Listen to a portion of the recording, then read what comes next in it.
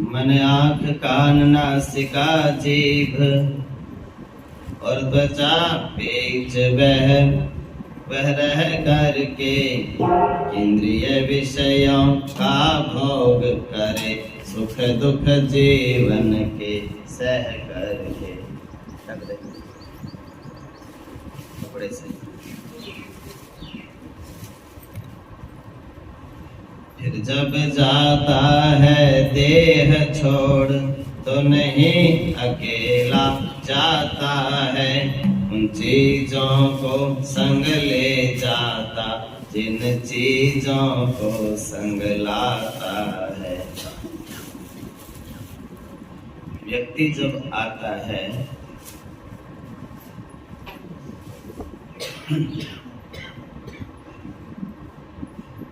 तो कहते हैं खाली हाथ आता है। हाथ तो खाली होता है, मन खाली नहीं होता। बहुत समझने की एक ही बात है जीवन में,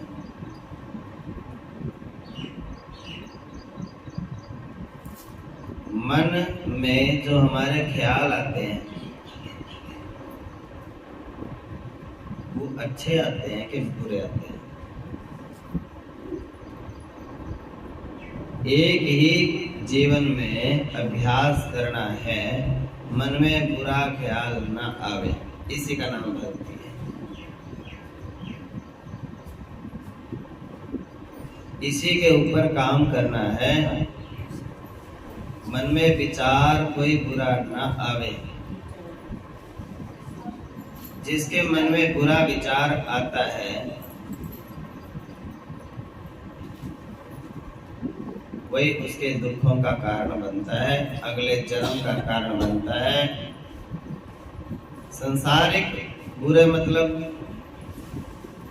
ऐसा नहीं है कि किसी को मारने का, किसी को लूटने के विचार ही बुरे होते हैं।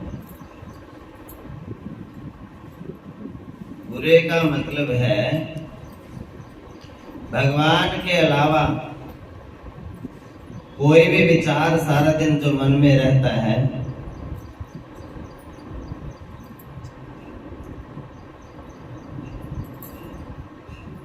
परमात्मा के सिवा कोई भी विचार मन में आए उसको उससे निम्न समझना चाहिए। भगवत प्राप्ति का विचार सबसे ऊंचा विचार है, प्रभु का सिमरन सबसे ऊंचा। उसके अलावा काम धंधों के विचार, धन दौलत के विचार, बेटे पोतों के विचार, गाड़ी घोड़ा के विचार, मकान बंगले कोठी के विचार, ये मन में उठते रहते हैं पूरा दिन। हम भी आगे बढ़ें, हमारे खानदान के लोगों से, रिश्तेदारों से आगे बढ़ें, तरक्की करें, धन दौलत कमाएं, नौकरियां करें, महल मकान बनाएं, गाड़ियां खरीदें, मान सम्मान मिले, प्रतिष्ठा बढ़े, और हम भी फिर सबके बीच में कहें कि मेरा एक पोता तो ये लग रहा है, दूसरा ये लग गया, तीसरा वो लग गया, चौथा वो लग गया। एक की कोठी वहां बन गई, दूसरे की कोठी वहां बन गई, तीसरे की वहां बन गई। ये जो बातें हैं, ये जो विचार हैं, कुछ समय तक तो ये हैं ठीक। जब तक आपकी जिम्मेवारी ज्यादा है, कोई करने वाला नहीं है और आप ही संभालने वाले हो, तब तक तो करना है, तब तक संभालो। लेकिन अगर कोई जिम्मेवारी अपने पैरों पे बेटा खड़ा हो गया, थोड़ा सा फिर पीछे हटो और अपने आगे के उद्देश्य के बारे में सोचो कि ये काम तो पूरे होने वाले नहीं हैं। कुछ तो जिम्मेवारियां से हम निवृत्त हो गए, कुछ तो निपट गई, और कुछ मैं भगवान का नाम में लग जाऊं। अगर मैं इन्हीं में उलझी रहूंगी तो भगवान का नाम के लिए तो कोई तारीख नहीं निकलवाई, मुहूर्त भी नहीं कोई निकलवाया, किस दिन से हम किसको कम करेंगे और इसमें शुरू करेंगे ज्यादा। तो ऐसा विचार, एक विचार है ये। 50 वर्ष तक 60 वर्ष तक व्यक्ति कहता रहा मेरा मेरा मेरा मेरा,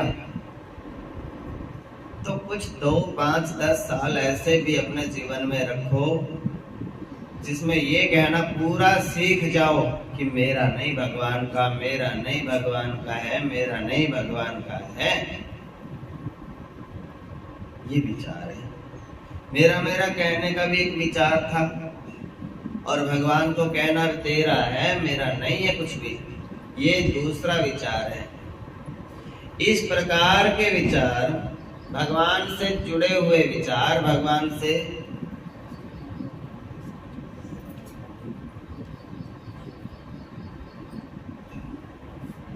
से संबंधित विचार, विजय को बोलो उसका साफ कर लेगा।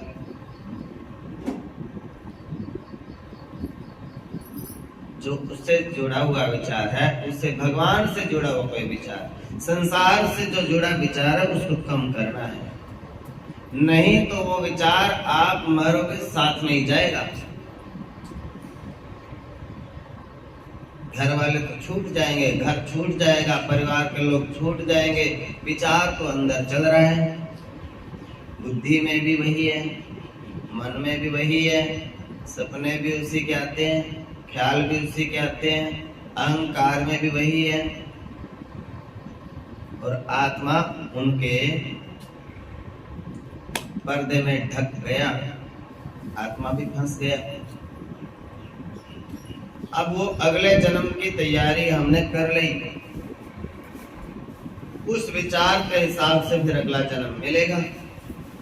जो दुविधा यहाँ पे है, ये नहीं मिला, ये कमी रह गई, ये जो कमी वाली दुविधा है, ये फिर अगले जन्म में पैदा होते ही शुरू।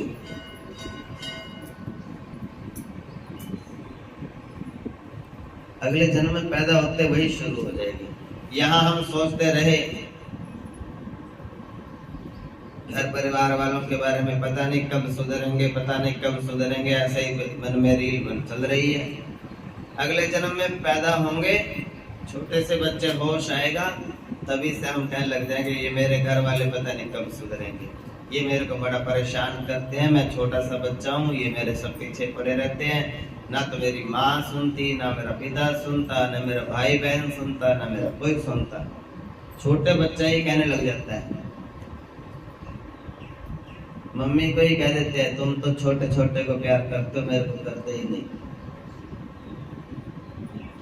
पापा को कहते हैं तुम तो बड़े बड़े को ही प्रेम करते हो, वो कमाने लग गया, हम छोटों को तो तुम पूछते ही नहीं। क्यों? इस जन्म का नहीं है वो प्रारब्ध है, पीछे से हम विचार वो साथ में लेके आए। कोशिश ये करनी है, कोई भी कितना भी समय मिले एकांत में बैठने का, 5 मिनट 10 मिनट, जो अकेला पड़ा पड़ा दुविधा में रहता है,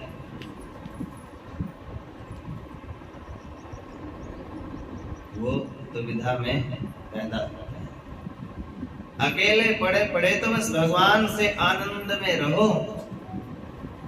मेरे प्रभु सब अपनी ड्यूटी निभा के आ गई, मैं जिनको भोजन कराना था भोजन करा के आ गई, जिनको समझाना था समझा के आ गई, जिनको आदर मान देना था आदर मान दे के आ गई। अब मैं अपने कक्ष में हूँ, आपके पास हूँ, अब मैं प्रसन्न हूँ, मेरा फर्ज मैंने पूरा कर दिया, उनका भाग्य उनके साथ बच्चों का।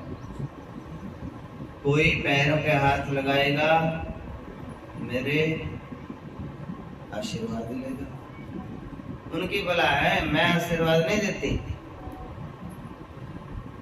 उनका कर्म उनको आशीर्वाद देगा। फल तो कर्म से मिलता है ना, मुझे कोई आपत्ति ही नहीं। पैरों पे हाथ लगाया किसी ने, आशीर्वाद उसकी कर्म ने उसको दे दिया। गाली किसी ने मेरे को दी, उसके कर्म ने, उसको कर्म का दूसरा फल उसको मिल गया। मुझे तो कोई फर्क नहीं पड़ता, मैं तो आप ही हूँ, आपसे मेरा रिश्ता है, आपसे मेरा संबंध है। यहाँ बैठ के मैं उनकी बात नहीं सोचना चाहती, घर की बात एकांत में अकेले पड़े पड़े नहीं सोचना चाहिए। एकांत में बैठ के अपने दिमाग को फ्री कर दो। मैं तो भगवान का हूं और मेरे भगवान हैं। ड्यूटी करनी थी 8 घंटे की, 10 की, 12 की, पूरी करके अपने कमरे में अपने घर आ गए।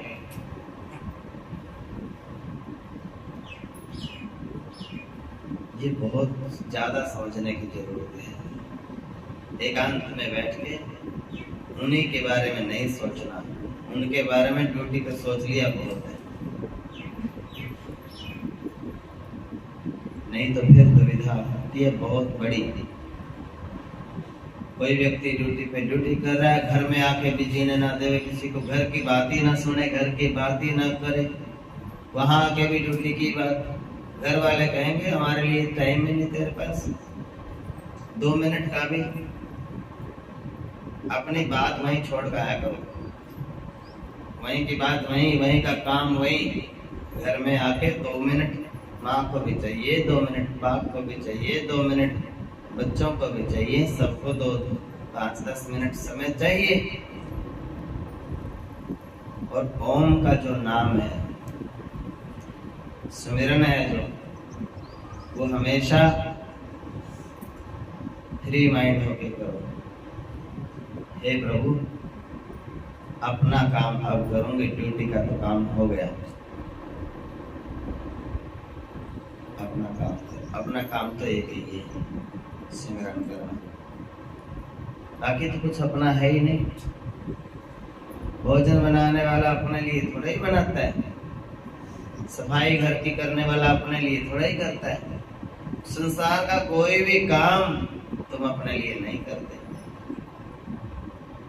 अपने लिए तो केवल सिमरन है, और जो नहीं करता सिमरन वो अपने लिए कुछ करता ही नहीं। खाना पीना, स्नान करना, कपड़ा पहनना, स्वच्छ रहना, ये भी व्यक्ति अपने लिए नहीं करता। सही बात है ये भी दूसरों के लिए करता है। ऐसा पहनेंगे तो समाज में अच्छा लगेगा, ऐसा खाएंगे तो समाज में अच्छा लगेगा। खाना भी पहनना भी वो भी व्यक्ति अपने लिए नहीं करता, सब कुछ सोच के करता है। आज बाहर जाना है रिश्तेदारी में तो ये पहनना है, ये खाना, ये साथ में लेके जाना है। आज खेत में जाना है तो ये पहनना है, ये खाना है। अपने लिए कहाँ हो गया फिर? सब दूसरों के हिसाब से ही तो हुआ, अपने लिए तो कुछ हुआ ही नहीं। अपने लिए तो केवल सिमरन है प्रभु का, केवल और सिमरन केवल। बाकी अपने लिए आदमी कुछ करता नहीं और सिमरन करता ही नहीं। इसका मतलब ये है कि आप अपने लिए तो कर ही नहीं रहे कुछ भी। अपने लिए शास्त्र तो कहता है 8 घंटे अपने लिए जियो। 8 घंटे ड्यूटी होती है सरकार की भी, घर वालों की ड्यूटी करो, और 8 घंटे विश्राम करो। 24 घंटे होते हैं। 8 घंटे घर का काम करके देखो कितना काम बढ़ जाएगा 8 घंटे में। तो कोई कह भी सकता नहीं कि ये काम नहीं करते। 8 घंटे काम करके अपने रूम में चले जाओ भाई, अब बोलना नहीं, अब नहीं टोकना, तुम्हारा काम मैंने पूरा कर दिया, और इससे ज्यादा नहीं, मैं अपना काम भी मुझे करना है, स्मरण भी करना है प्रभु का। साथ में वही जाता है। क्यों जाता है वो साथ में? उससे वैसे ही मन बन जाएगा हमारा। और मन साथ में जाता है, बुद्धि साथ में जाती है, चित्त साथ में जाता है, अहंकार साथ में जाता है, और उनके साथ में उनसे जुड़ गया आत्मा बहुत ज्यादा। इसलिए आप जीव हो। अगर उनसे अलग कर लिया जाए आत्मा को, मन से अलग कर लो आत्मा को, बुद्धि से अलग कर लो, चित्त से अलग कर दो, अहंकार से अलग कर दो आत्मा को, तो आत्मा परमात्मा के पास चला जाता है। फिर व्यक्ति मन भगवान को सौंप देता है, बुद्धि भगवान को सौंप देता है, चित्त भगवान में लग जाता है और अहंकार समाप्त हो जाता है। और आत्मा भगवान का रूप है ही, भगवान में मिल जाती है।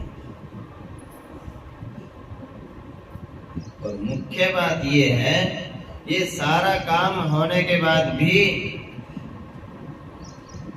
मन भगवान को सौंप के, बुद्धि भगवान को सौंप के, चित्त भगवान को सौंप के, अहंकार भगवान को सौंप करके, और आत्मा भी भगवान को सौंप करके, फिर भी व्यक्ति अच्छी तरह से अपना घर गृहस्थी के सारे काम कर सकता है। भगवान खड़े हो जाते हैं। फिर जैसे नरसिंह जी के साथ में खड़े हो गए थे भगवान, फिर भगवान साथ में खड़े हो जाते हैं। लेकिन एक बड़ी दुविधा है, क्या इस बात के ऊपर भरोसा नहीं हो रहा कि अगर मैं छोड़ दूं तो ही तो बात है। संसार कहता है नहीं करेंगे तो बनेगा कैसे, बिना करे तो कोई काम बनता नहीं। ये कौन कहता है? संसार।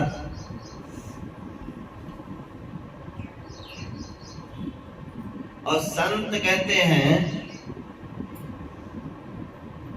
भगवान करेंगे सब कुछ, उस पर छोड़ दो।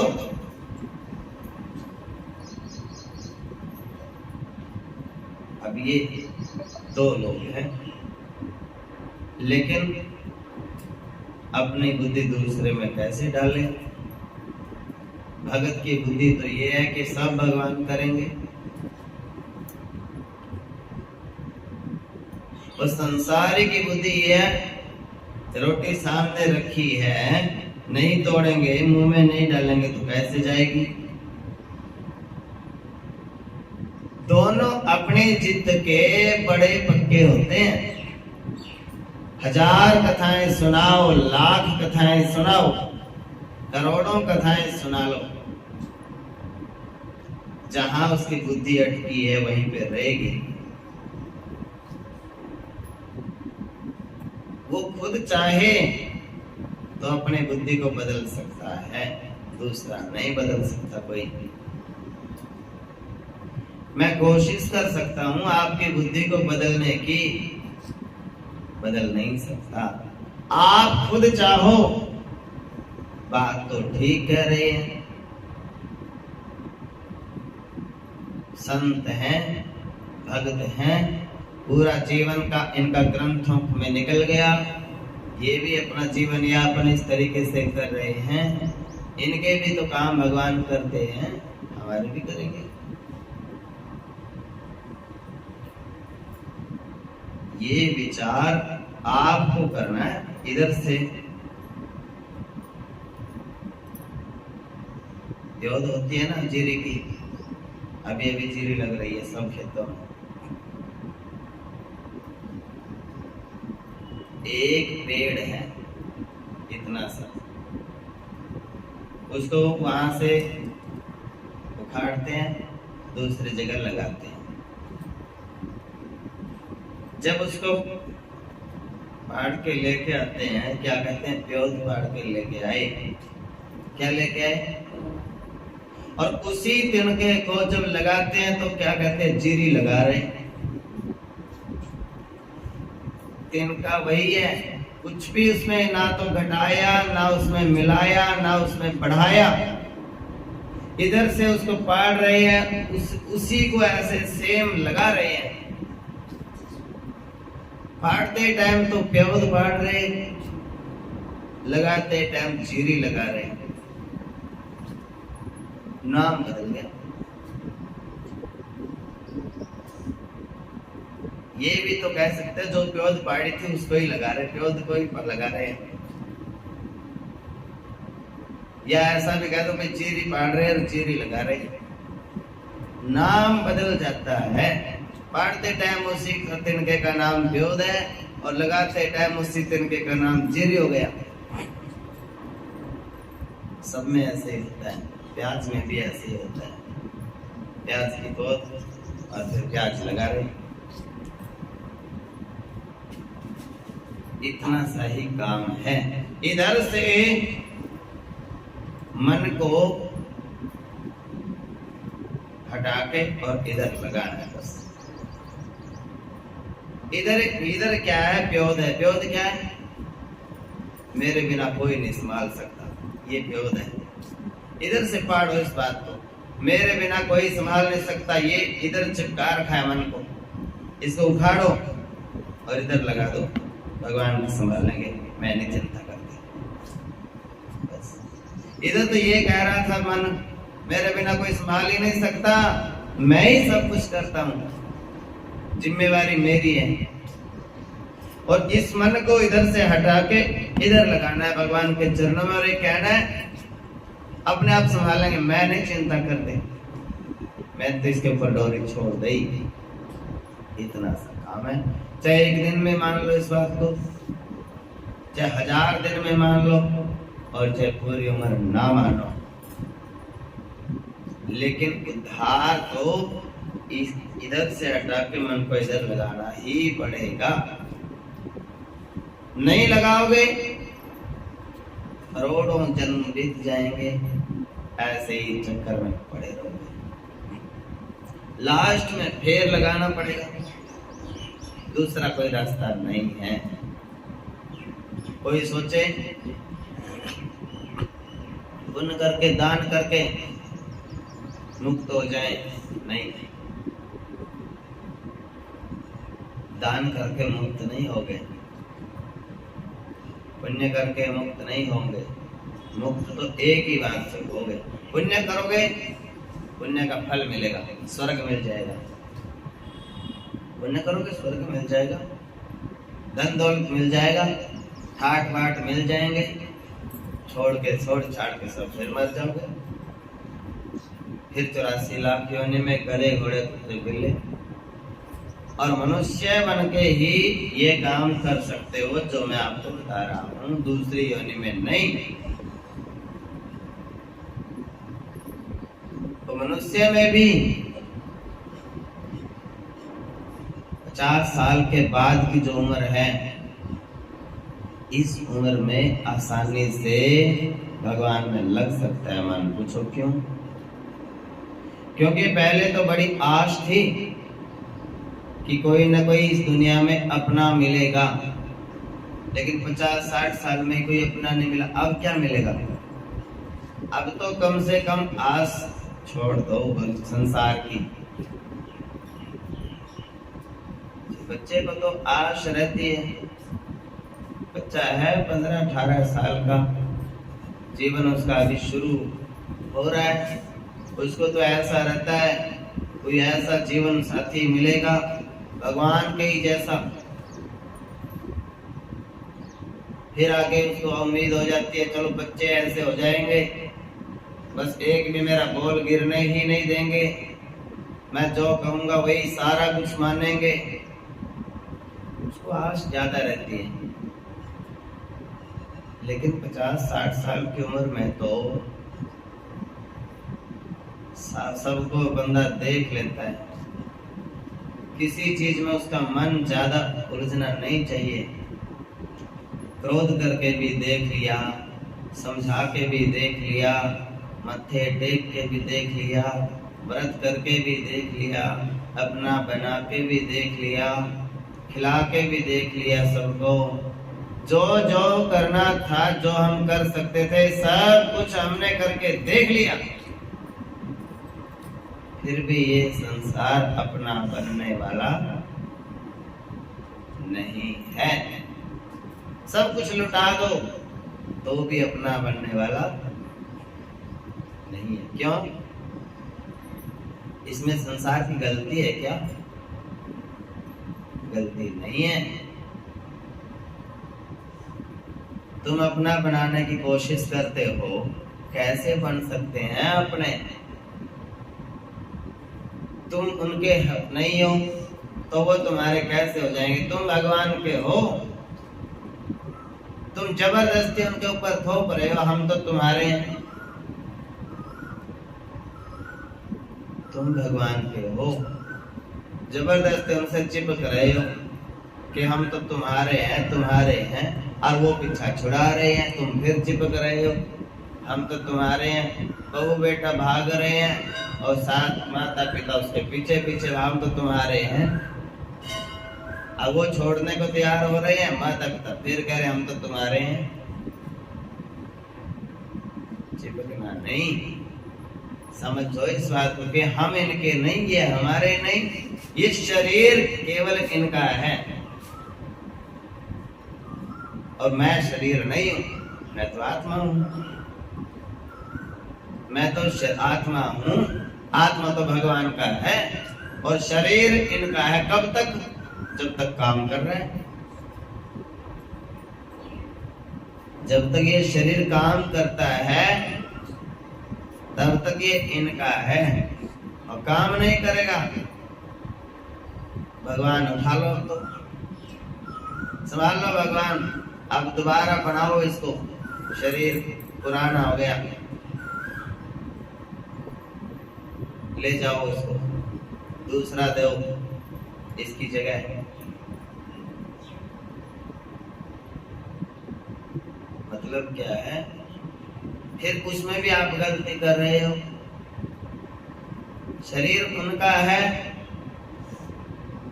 जब तक काम कर रहा है, लेकिन इस बात को भी मानने के लिए तैयार नहीं हो। फिर ये कहते शरीर तो मेरा, उनका है तो उनके लिए छोड़ दो, फिर शरीर तो मेरा, और भगवान को कहते हैं मेरा नहीं। ये अंतर करना ही पड़ेगा। घी में पानी मिला हुआ है, घी में क्या मिल गया? पानी मिल तो गया, घी को भी गर्म कर दिया, पानी को भी गर्म कर दिया, दोनों को मिला दिया। ये शरीर तो है पानी, घर के लोग हैं पानी, और हमें घी। गर्म करके तो एक बार सोचते हैं कि मिल जाए मिल जाए मिल जाए, 60 साल से एक ही बात सोच रहे हैं कि हम इनके बन जाएं या हमारे। ठंडा होने के बाद घी पानी में मिल कैसे जाएगा? स्वभाव ही अलग अलग है, नहीं मिल सकता। ये जबरदस्ती हो रही है, ये दुख का कारण है। हमारा जो आत्मा है वो घी है, घी तो घी में मिल जाएगा। शरीर है वो पानी है, पानी तो पानी में ही मिलेगा। इस बात को समझ लोगे, आज ही समझ में आ जाएगी। नहीं समझोगे, घी में पानी मिलाते रहो, रोज गर्म करते रहो। गर्म का मतलब रोज क्रोध करते रहो अंदर ही अंदर। मिलने वाला नहीं है। अंत में फिर यही रहेगा कि तुम अकेले आए थे, अकेले जा रहे हो। उन चीजों को संग ले जाता है जिन चीजों को संग लाता है। संग लेके आए किसको? मन को, बुद्धि को, चित्त को, अहंकार को, और आत्मा के साथ में। अच्छा, घी में से और जल में से कौन सी ऐसी चीज है जो सूख जाएगी? कौन सी चीज ऐसी है? जल। घी तो सूखने वाला नहीं है। उसी तरह से जो आत्मा में मिला हुआ मन है, बुद्धि है, चित्त है, अहंकार, वो जल है। उसको सुखाना है तो निर्मल रह जाएगा घी आत्मा। और सूखेगा कैसे? विचार करना बंद कर दो संसार का और विचार करना शुरू कर दो भगवान का।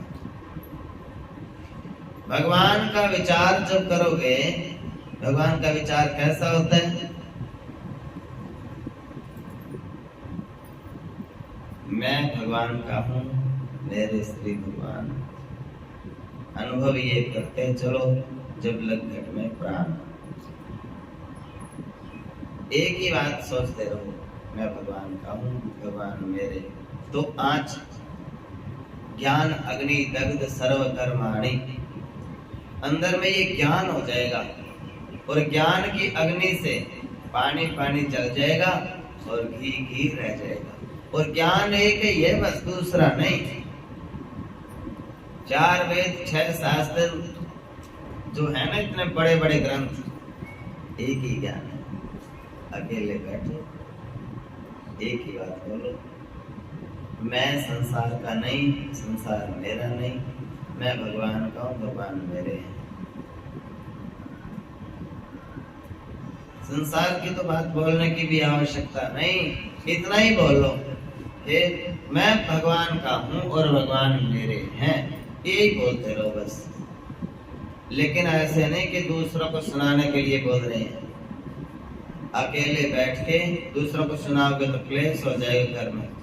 हाँ, हमारे को देख के बुढ़िया कहती है मेरा तो कोई नहीं, मेरे तो बस भगवान है। उनको नहीं सुनाना। एकांत में बैठो, भगवान प्रसन्न हो जाओ और कहो हे प्रभु, मैं आपकी हूँ, ये बोलेंगे तो ये ज्ञान है। इस ज्ञान की अग्नि से सब चिंताएं जल के भस्म हो जाएंगी, सब मोह माया जल के भस्म हो जाएगी। सब मन जो उठा पटक करता है दिन रात, वो मन अपने आप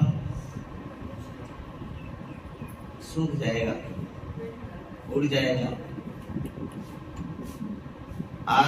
आत्मा केवल बचेगा। बुद्धि भगवान में लग जाएगी, अपनी नहीं है, भगवान की हो गई बुद्धि। चित्त भगवान का हो गया, भगवान के सिवा चित्त में कुछ आता ही नहीं। अहंकार समाप्त हो जाएगा, मन भी समाप्त हो जाएगा। फिर नया जन्म मिलेगा ही नहीं। नया जन्म का कारण बनता है मन, और मन में तो एक ही विचार उठता है, दूसरा उठता ही नहीं। संसार का कोई भी विचार उठे तो एक ही बात मन में लेके आनी है, मैं तो भगवान की हूं, मेरे को क्या मतलब है संसार की बात सोचने से। संसार की बात जब ड्यूटी पे होते हैं तब सोचेंगे, करेंगे। अब तो सोने के लिए अपने कमरे में आ गए, अब भी ड्यूटी का ही सोचना जरूरी थोड़ा ही है। अब तो यहाँ मैं अकेली हूँ, तो अकेली तो एक ही ड्यूटी है, मैं हूँ श्री भगवान का, मेरे श्री भगवान।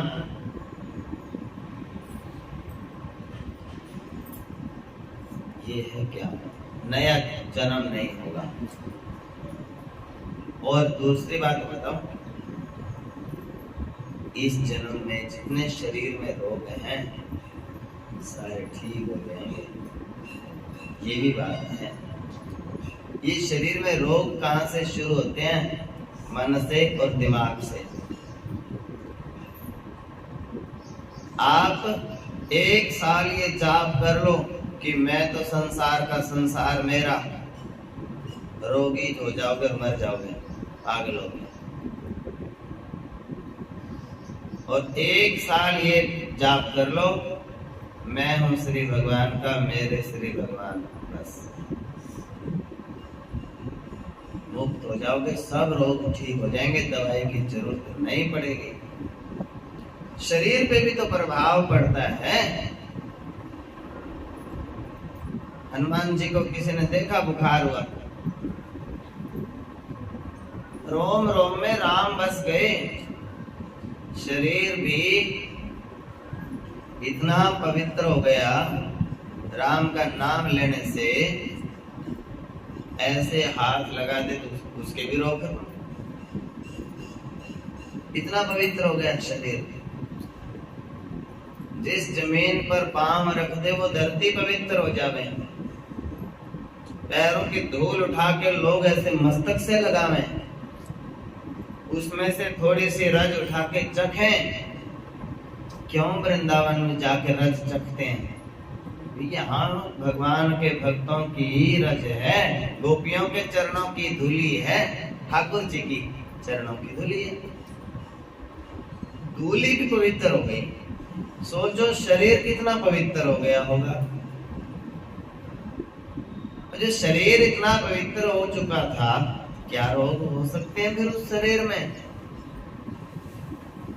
राधा रानी की सुंदरता का वर्णन आता है सब ग्रंथों में कि राधा रानी कितनी सुंदर थी। उसके साथ में कहीं ये तो लिखा नहीं आता ब्यूटी पार्लर में जाती थी।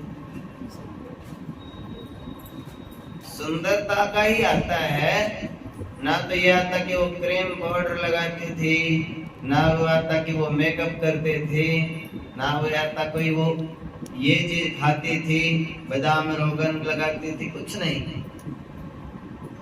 एक ही बात कि हरे कृष्ण कृष्ण कृष्ण हरे हरे, हरे राम राम राम हरे हरे। ये जाप तो उसके जीवा पे था। मन में क्या था? एक ही जाप, मैं भगवान की, मेरे भगवान। मैंने आपको क्या समझाया? यही, दूसरा कुछ समझाया ही नहीं। और दूसरी बात, अगर समझ में आ जाए, ऊंची बात है, जो आपकी आत्मा है ना, वही राधा है। और उसको कृष्ण से मिलना है। कृष्ण है परमात्मा और राधा है आपकी आत्मा।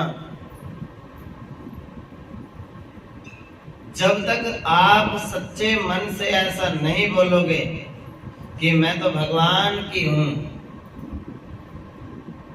तब तक आप चाहे चारों वेदों को कंठ याद कर लो, आपका उद्धार होने वाला नहीं है। एक ही शब्द से उद्धार हो जाएगा। अपनी आत्मा कह रही है कि मैं राधा हूं, शरीर नहीं। शरीर तो मिट्टी का है, धरती का अंश है, इसमें मिल जाएगा। शरीर तो घर वालों का है, तो काम करेंगे, कराएंगे वो। लेकिन अकेले बैठ के शरीर से अलग सोचो थोड़ा। हे प्रभु, मैं शरीर नहीं बोल रही, मैं बोल रही हूं अंदर वाली आत्मा। और अंदर वाली आत्मा कहती है कि हे कृष्ण, मैं तेरी राधा बोल रही हूं, मुझे अपने चरणों में लगाओ।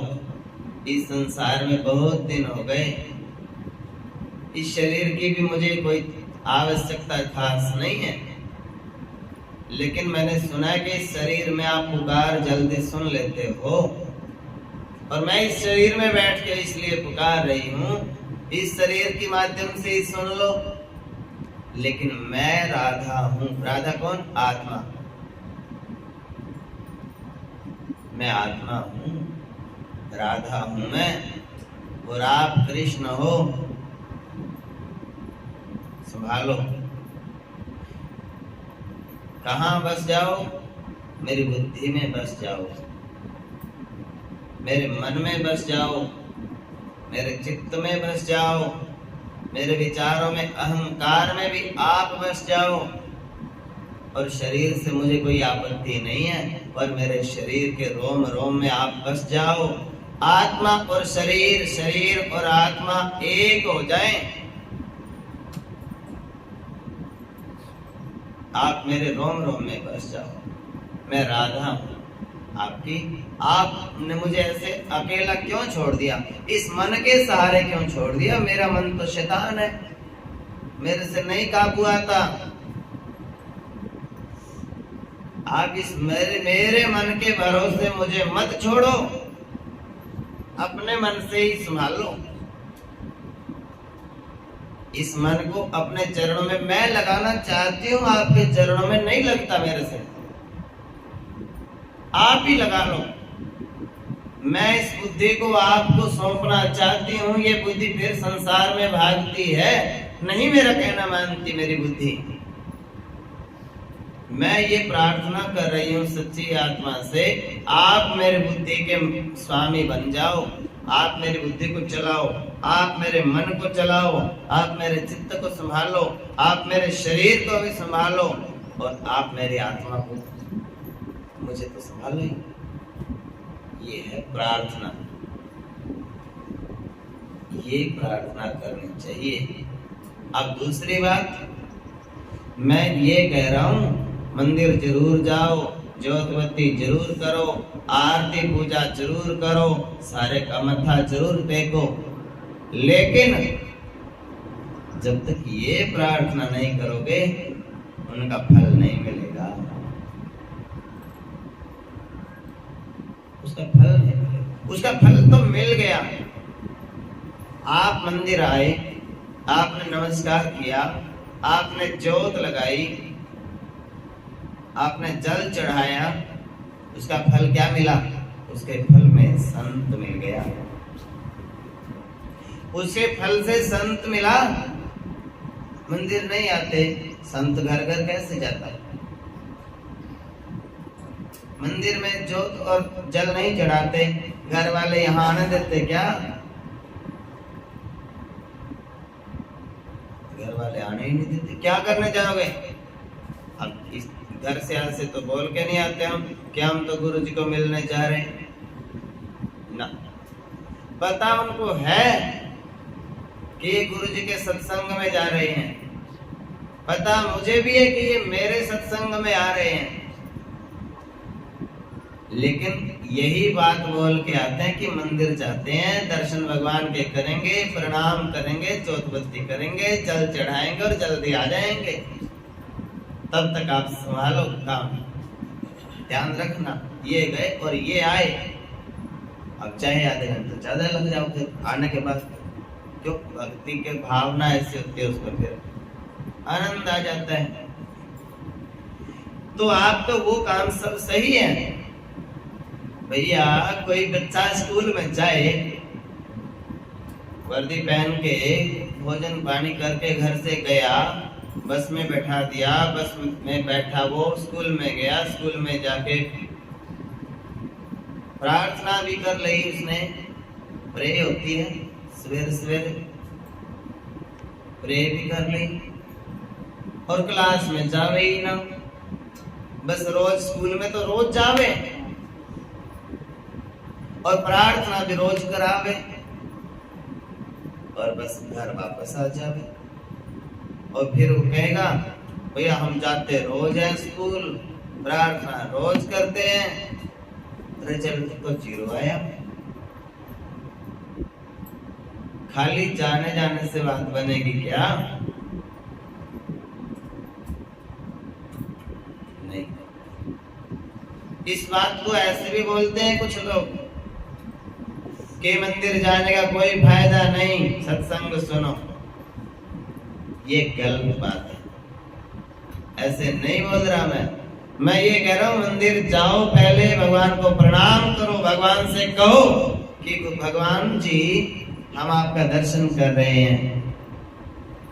और गुरु जी जो हमें समझाते हैं ना, आप गुरु जी की वाणी में बैठो, आप गुरु जी की बुद्धि में बैठ जाओ और हमारा जिसमें लाभ हो ऐसी बातें उनके मुंह से हमें सुनाओ।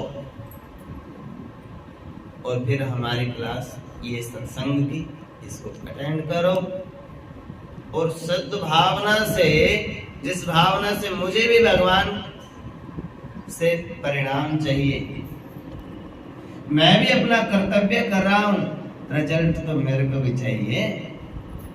मैं भी कल को अपने आप में संतुष्ट कि मैंने बड़ा प्रयास किया, भगवान के चरणों में लगाऊं,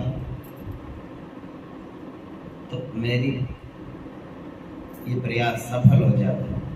आप सब भगवान के चरणों में लग जाएं ताकि भगवान मेरी ऐसी ड्यूटी आगे भी लगाता रहे। संत तो इसीलिए होते हैं कि उनकी भगवान के चरणों में वो लगाते रहे। लेकिन श्रद्धा आपको घर से लेके आनी है। नोट लेके आओ, मैं मना नहीं करता, वो तुम्हारी इच्छा है, मैं क्यों मना करूं। तुम्हारा मंदिर है, लेके आओ, ये लग रहा है, यहाँ पे काम चल रहे हैं और व्यवस्थाएं बन जाएंगी और बड़े बड़े हाल बन जाएंगे और सुंदर सुंदर कथाएं हो जाएंगी, सुंदर सुंदर मंदिर शिवालय बनेंगे, राधा कृष्ण के मंदिर बनेंगे, रामलला के मंदिर बनेंगे, दुर्गा मैया के मंदिर बनेंगे, तीर्थ बनेगा, बहुत कुछ बनना है यहाँ। नोटों से ही बनेगा, लेकिन उसके लिए मैं बहुत जोर नहीं देता, वो तुम्हारी श्रद्धा है। मंदिर तो चाहे छोटा हो, भगवान उसमें बड़े ही होते हैं। बहुत बड़े मंदिर में भगवान बड़े नहीं होते, भगवान तो छोटे भी बड़े हैं और बड़े तो बड़े हैं ही। बड़ी तो अपनी श्रद्धा है, श्रद्धा है तो भगवान कण कण में है। श्रद्धा नहीं है तो मंदिर में जो भगवान होते हैं फिर वो दिखते नहीं, मूर्ति ही दिखती है, भगवान नहीं दिखते उनको। भगवान किनको दिखते हैं? जिसमें श्रद्धा है। आप घर से जब चलो संत मिलन को चालिए, तज माया अभिमान, ज्यों ज्यों पग आगे धरें, कोटि यज्ञ समान। करोड़ों यज्ञों के समान है एक एक फल। एक बात सोच के निकलो घर से कि जो कथा सुनेंगे उसके ऊपर जरूर चलेंगे। इसका नाम श्रद्धा है। और जो भगवान के बारे में गुरु जी बताएंगे तो भगवान के ऊपर छोड़ देंगे, विश्वास करेंगे उसके ऊपर। श्रद्धा और विश्वास दो चीज आप लेके आओ। प्रेम से कथा सुनो और जितने जितने कथा अच्छी शास्त्र सम्मत हो उसको हृदय में ग्रहण कर लो। और हम भी संसारिक पुतले हैं, कोई गलती हो जावे तो हमारी वापस कर दो, उसके ऊपर ज्यादा मन में नहीं रखना। ये तो खान है, खान में से कोई चीज निकल रही है तो शुद्ध तो आपको करनी है। अपने अपने अनुसार उसको बरत लो। बात जो समझा रहा हूं, कोई भी चीज खान में से निकलती है तो उसके साथ में थोड़ा बहुत कचरा भी निकलता है। फिर उसको हम झाड़ के, पछोड़ के, साफ करके, शुद्ध करके, बीन के अपने लायक कर लेते हैं, धो के। तो ऐसा है, कोई बात त्रुटि रह जावे, गलती रह जावे, अज्ञानवश, बहुत बड़े विद्वान नहीं है हम। विद्वानों को तो देखा है, दर्शन किए हैं, सत्संग किया है, उनसे दो चार बातें सीखी हैं, वही कोशिश करते हैं आगे सिखाने की, बताने की। उनमें से आप शुद्ध करके और भी उनको अपने लायक बना के उनको अपने हृदय में बसा लो। लेकिन एक बात बतानी है बस, समय बहुत कम है आपके पास। जीवन का 1 मिनट का भरोसा नहीं, और आप बहुत धीरे चल रहे हो। अभी तक एक भी मुझे इस गांव में बच्चा ऐसा दिखा नहीं जिसका भगवान से प्रेम हो गया हो। इतनी इतनी कथा रोज सुनाते हैं, कोई निखर के ऊपर आना चाहिए, ऐसे तैर जिस ऐसा हो जिससे कोई द्वेष ना करता हो, जिसको सब प्रेम से देखते हो, जिसका सब सम्मान करते हो, जिसको सबको पता लग जाए कि ये थोड़ा सबसे अलग है, इसमें भक्ति ज्यादा है, इसको समझ ज्यादा है, इसमें श्रद्धा ज्यादा है, इसमें विश्वास ज्यादा है, इसमें सब बात ज्यादा है, ये सेवा ज्यादा करता है। कोई ऐसा निकल के क्यों नहीं आ रहा? क्योंकि जितनी कथा सुनते हैं उसको अकेले बैठ के उसके ऊपर प्रयास बहुत कम हो रहा है। कर तो रहे हैं सब, लेकिन ऐसा सोच रहे हैं कोई ना धीरे धीरे कर लेंगे। अब ये पता नहीं पेपर नजदीक आ गए, फिर तो बच्चे को हिम्मत करनी पड़ेगी। पेपर परसों का पेपर है, बच्चे कोई ना पढ़ लेंगे। अब माँ बाप कहते हैं डंडा उठा के परसों का तो पेपर अब पढ़ेगा कब? तेरा बाप का सिर पड़ेगा जब पेपर ही हो जाएंगे। मतलब क्या है? अब पेपर तो नजदीक है। और दूसरी बात मैं एक और कहना चाहता हूँ, मैं ये कहना चाहता हूँ कि जो चीज की मैं प्राप्ति आपको कराना चाहता हूँ उसकी प्राप्ति करके फिर आनंद से गृहस्थी का आनंद लो ना। भगवान को मिलने के बाद फिर कौन सा काम नहीं होते, फिर भी ये सब काम करना। ऐसा नहीं है कि बस हम तो जिस दिन मरेंगे जाते जाते भगवान का हाथ पकड़ा देना, गुरुजी भगवान के पास चले जाए। अब तुम जाते जाते क्यों पकड़ना चाहते हो भगवान जी का हाथ? यहाँ रहते रहते ही पकड़ ले। एक से भगवान तो हो जाएंगे साथ में, और आनंद से सब काम बनते रहेंगे। मैं कोशिश ज्यादा करता हूँ, आप तो 10% भी नहीं करते। अगर 10% भी कोशिश कोई करता, मेरे को आज तक किसी ने एक बार भी ये पूछा नहीं कि मेरे को भगवान कब मिलेंगे। इतनी कथा सुनाता हूँ कि भगवान मिल जाएंगे, ऐसे मिलेंगे वैसे मिलेंगे। सब काम पूछने के लिए आ जाते हैं अकेले अकेले। झाड़ा लगा दो, सिर दर्द है, इसको देख दो पोते को, इसको देख दो ये रिश्तेदार है, इसको देख दो ये मित्र प्यारा है। ऐसा कोई आया नहीं आज तक भी, इतनी कथा सुन के भी, कि मैं तो इसलिए आया हूँ गुरुजी। आप रोज कहते हो भगवान मिल जाएंगे। 2 दिन में, 4 दिन में, 10 दिन में कुछ जल्दी करो, थोड़ा जल्दी मिल जाए। अब वो आते हैं पिज्जा जल्दी आ जाए, अब पिज्जा वाले आते हैं जल्दी आ जाए। हाँ 2 महीने हो गए अब तक तो आया नहीं, कब आएगा? नौकरी वाले आते हैं, साल हो गया फार्म भरते भरते, अब तक तो लगे नहीं, पता नहीं कब लगेगा। ब्याह वाले आ जाते हैं, 30 साल का हो गया, इसके बाद कब होएगा ब्याह? ये पूछने वाला नहीं आया अब तक कोई, कि बहुत देर हो गई, 60-70 साल के हम हो गए, अभी तक तो भगवान मिले नहीं, कब मिलेंगे? यही पूछने के लिए मैं तो आई हूँ आज स्पेशल। और दूसरी बात पूछने में तो शर्म भी नहीं आती, और ये बात पूछने में शर्म भी क्यों? चोरी की बात है क्या? ये बात तो सबके बीच में पूछनी चाहिए। तो ऐसी कोशिश करो, अकेले बैठो, रात को विचार करो एकांत में बैठ के कि गुरु जी सही कह रहे हैं, और रोज पूछो, एक बार नहीं पूछना, 1000 बार पूछो। आए तीसरे दिन पूछो, कुछ तो अगला बोलेगा, कुछ तो बतावेगा, कुछ तो तारीख देवेगा, कुछ दिन बतावेगा, कुछ तो उसका समाधान बतावेगा। ऊना टूना टामन कुछ तो कहेगा, भी भगवान ऐसे करोगे तो मिलेगा। पूछते ही नहीं कोई। क्यों पूछता नहीं? जरूरत नहीं किसी को। बोलो वृंदावन।